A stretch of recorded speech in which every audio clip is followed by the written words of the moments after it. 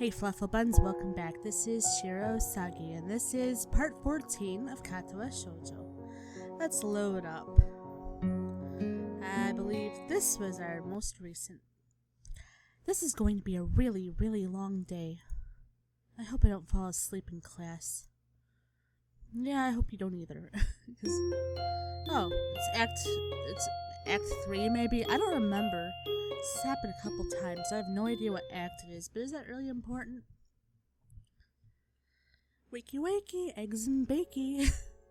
The morning sunlight streaming through my window wakes me up instead of my alarm, and I realize that it must be Sunday. Emmy has kindly deigned to give me the weekends off from our morning runs. I don't actually know if I woke up at all yesterday or if I just slept through the entire day. My legs groan in protest as I lever myself out of bed. All this running is really taking it out of me. Still, I can't deny that Emmy wasn't lying to me. It has gotten a little easier. I'd been worried that the runs would start to wear on my nerves, but thus far I haven't really minded them that much. Well, it's only been a week.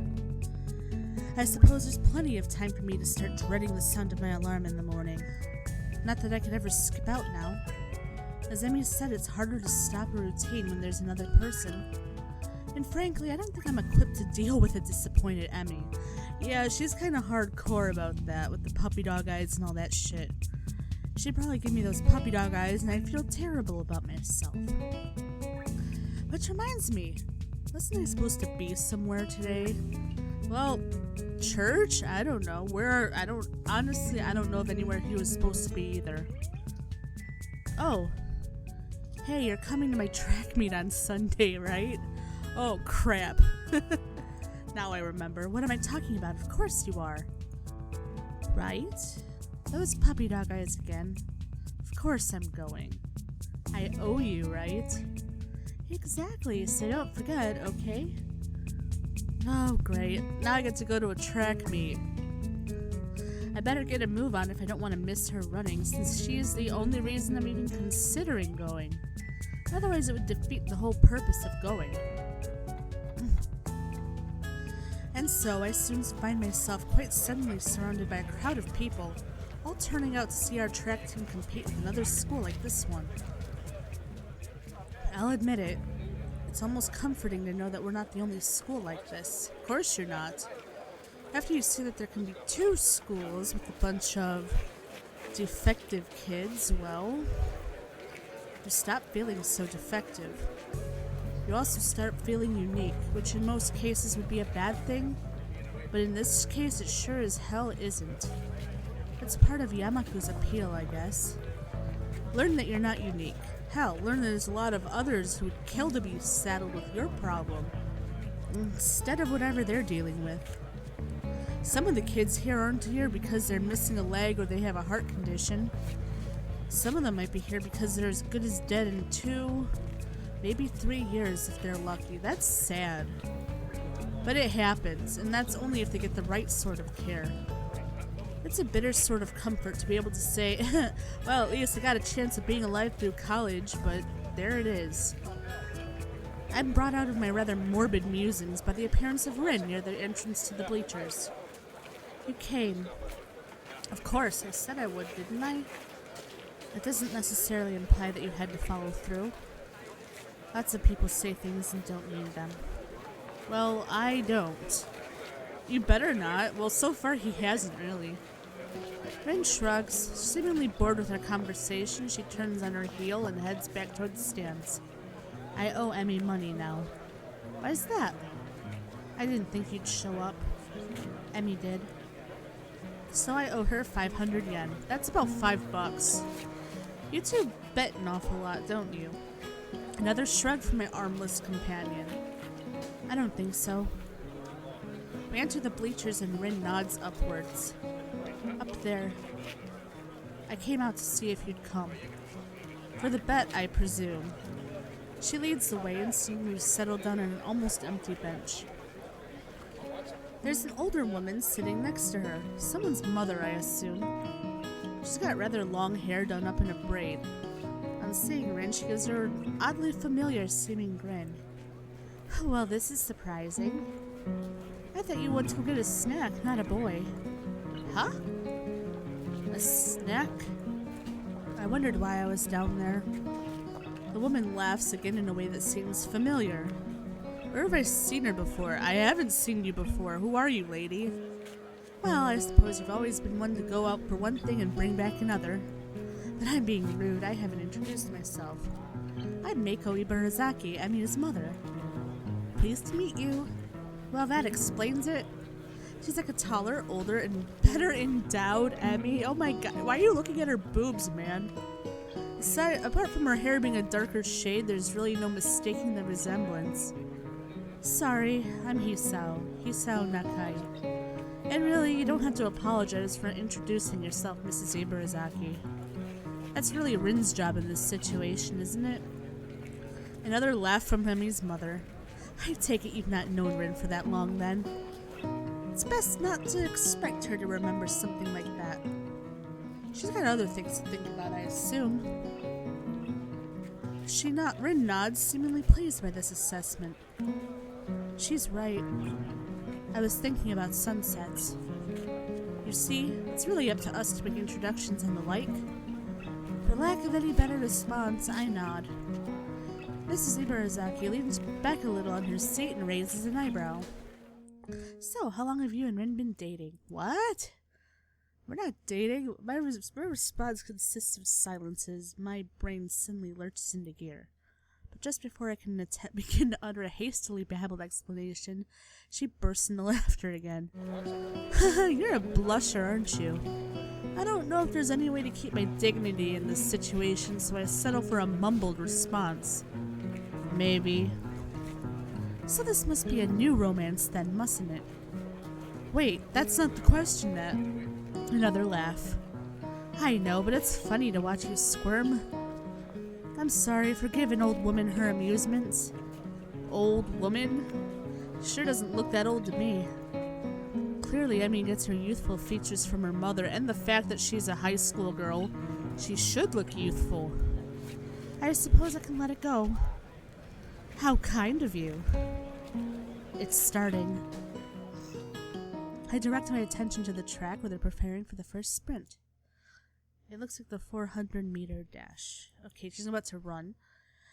My eyes scan the runners before finding Emmy all the way on the edge. Ooh, she's smiling with an almost cocky look on her face. Gotta go fast. You think you're gonna win, don't you? You're probably gonna. She explodes off the block, disappearing from the starting line in a blur. It's amazing. Even as the other sprinters converge on the lanes closest to the inside line, she surges to the front of the pack. By the time she rounds the final turn, some of the other runners have caught up with her. Their efforts come to naught, though, since a final burst of speed leaves her at least half a second behind. She won! She is the only one with no feet, and she won. Mrs. Ibarazaki whoops and shouts, applauding loudly, and generally looking like any other parent cheering on their child. Emmy bounds off the track, looking pleased with herself, and she should. That was actually pretty awesome. I cheer right along with the rest of them. The announcer, sounding suspiciously like Misha, gleefully gives the results. I think she's gotten faster since the last time. That was incredible. Mrs. Ibarazaki grins proudly. Emmy's a heck of a runner. We fall silent as the next event is being prepared. I'm surprised to see Emmy striding out onto the track again. Wait, didn't she just run? Emmy's mother nods. Yes, but she runs multiple events for the team, especially the sprints. There's a lot of running, but Emmy can handle it. From the looks of things, she's right.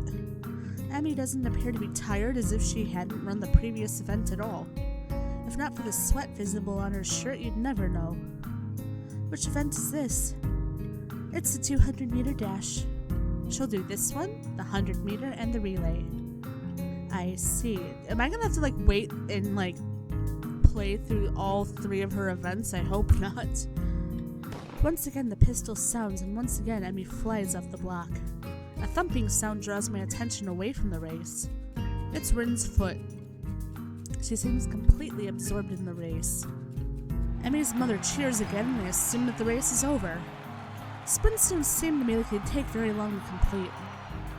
Your foot... Your foot was bouncing on the bleachers. Oh. You seem pretty into this stuff. I'm surprised. Rain looks at me quizzically.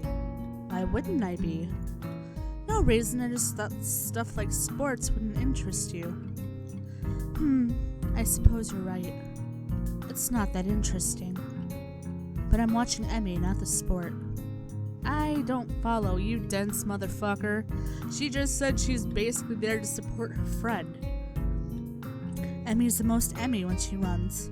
You don't get to see Emmy at her Emmyest very often. But here, you can. See? She directs my attention toward the track again where the 100-meter dash is about to start. I watch her closely. As she gets into the starter blocks, her whole body seems to relax, but it's a false relaxation. I can see that she's actually like a coiled spring. As the starter tells everybody to get set, her head snaps up and her eyes narrow slightly. Her mouth curls upward in what could be a grin and what could be a growl. Gotta go fast. When the pistol goes off, it's as if she's been unleashed from a cage. Like she was always moving at this blinding speed, but we couldn't see it happening until the starter's pistol dispelled the illusion of motionlessness. That was nicely written. It's all over in a few seconds, but in those few seconds, I feel like I just witnessed something very personal for Emmy. As soon as she crossed the finish line, the fierce look was replaced by her normal grin. The conquering general returning to his farm. Amazing. She's really amazing. I've never seen anyone move that fast. Then you haven't played Sonic the Hedgehog. Well, don't look at me. I'm far too relaxed to run that fast. No, I think Emmy's prowess all came from her father's side. With the mention of Emmy's father, Mrs. Ibarazaki looks wistful, almost sad. He got her into running, you know. Yeah, she told me. I'm uncertain as to whether or not it would be rude of me to ask after Emmy's father. But after that look on her face a few days ago, I feel compelled to ask. Where is her father now, if I might ask? Emmy's mother hesitates. Clearly not willing to answer the question, but at the same time not wishing to appear rude. He isn't around anymore. I'm sorry, I didn't mean to bring up bad memories. Emmy just seemed a little sad when she mentioned him earlier. That's not surprising, considering. They were very close. I see. A beeping noise suddenly emanates from Mrs. Ibarazaki's pocket. Reaching into it, she pulls out a cell phone and looks at it. Honestly, text messages? What is he, 16? Huh? Oh, nothing. I gotta go meet up with a friend of mine. Oh God, are you like dating somebody now? Will you tell Emmy that I'm very proud of her, that I'll call her later tonight? You can't stay around to congratulate your kid? What the fuck is wrong with you? Of course, you can't. I don't know. I don't like this. If you're gonna come and watch your kid do something, stay the whole time and tell your friend to wait. I'll admit that I zone out for a while. I almost don't notice that the relay is about to begin, but when I look, I can't find Emmy. I thought that Emmy would be running the relay. She runs anchor, so she won't be running for a while yet. Ah, I don't know what that means. I don't know what anchor means. I'm not a track person. Did you see it? Huh? Emmy at her Emmyest. Maybe. Maybe this time. The race begins and I cheer Emmy's teammates along as they pass the baton. Finally, I see Emmy sprinting under the track to take the final handoff. Once again, I'm taken aback by how graceful she looks when she runs. It really is beautiful. Oh, that is so cute you've fallen in love. The look of determination and fearlessness on her face only adds to the picture. Emmy at her Emmyest, I suppose.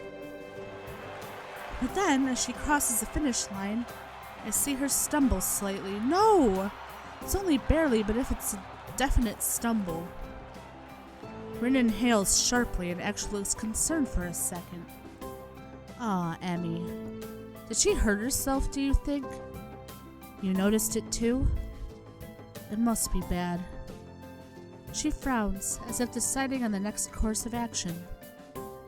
Eventually, that proves to be too tiresome, and she shrugs again. Well, let's go down. Gotta crown the victor.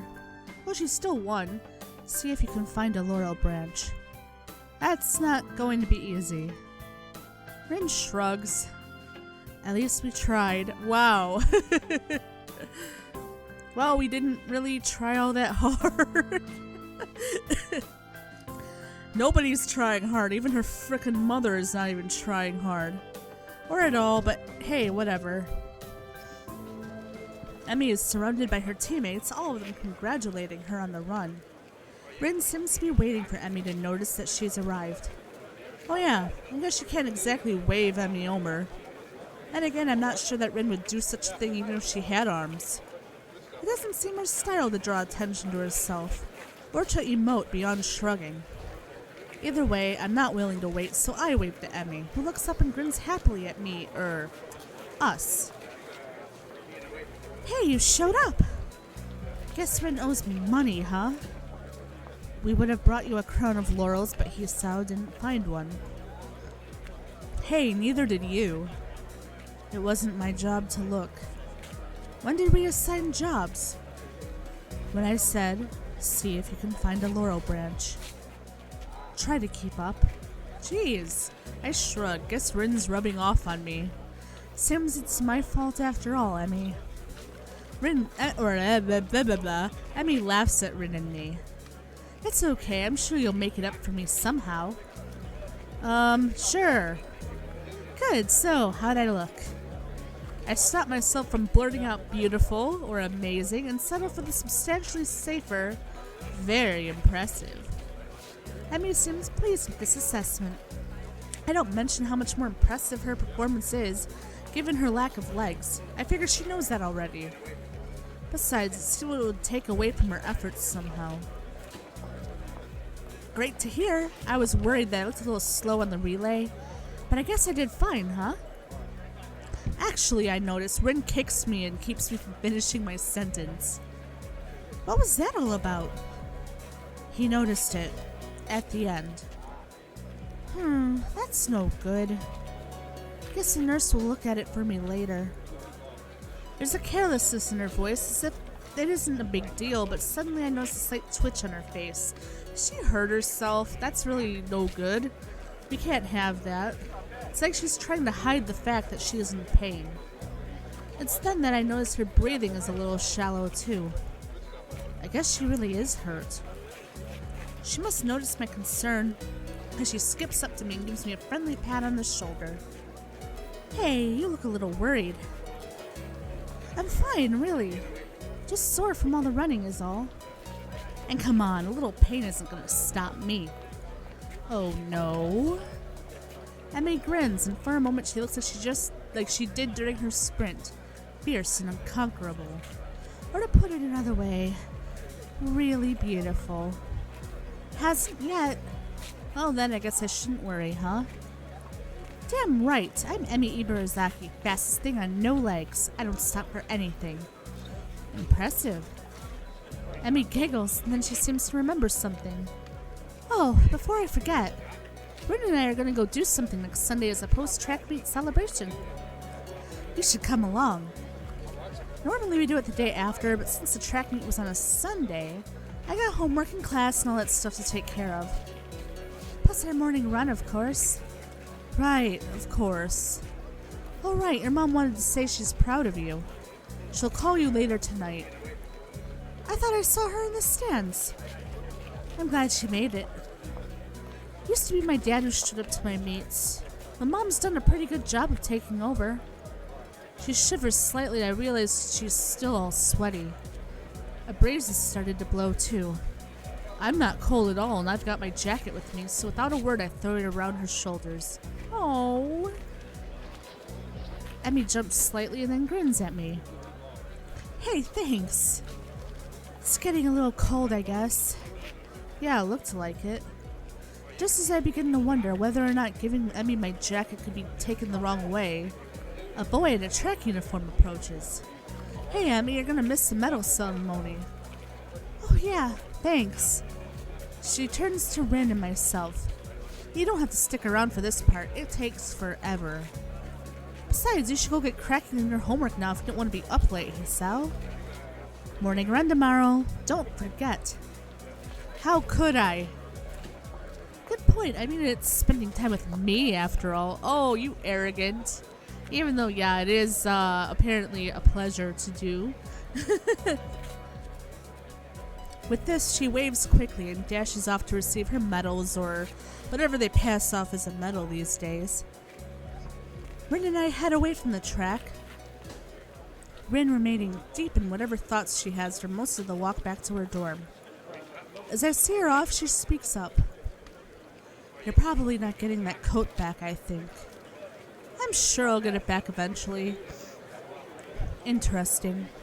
Take it as it comes, huh? Very Emmy-ish. With this odd statement, she turns and heads into the building. She seems jealous. Is she jealous? Honestly, was it that big a deal?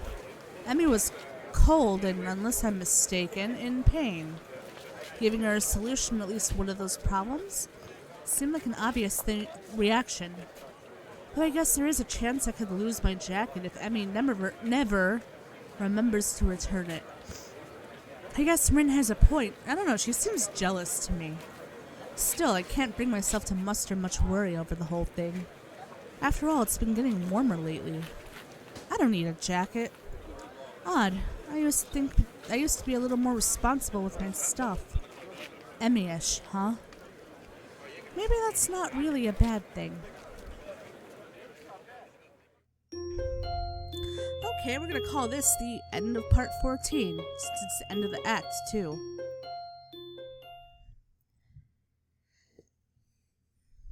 Alright, we're here and we're going to save. We just finished part number 14. Save, create a new save state. Continue. Main menu, yes. So, apparently, I have a feeling that a few things are going on here. I think Rin's mom, or not Rin's mom, Emmy's mom is dating somebody. Or something, I don't know, but that was kind of rude of her to leave. That bothered me a bit, but, you know, Emmy didn't seem bothered. And I think Rin might be a little jealous. I don't know, it's hard to tell with her. But Emmy is getting definitely more comfortable with me, and Hisao is getting definitely more comfortable with her. So let's see what happens in the next part. Thank you so much for watching, and if you like this video, hop on down to the like button and give it a little nudge. Thank you so much for watching, and I will see you in the next one.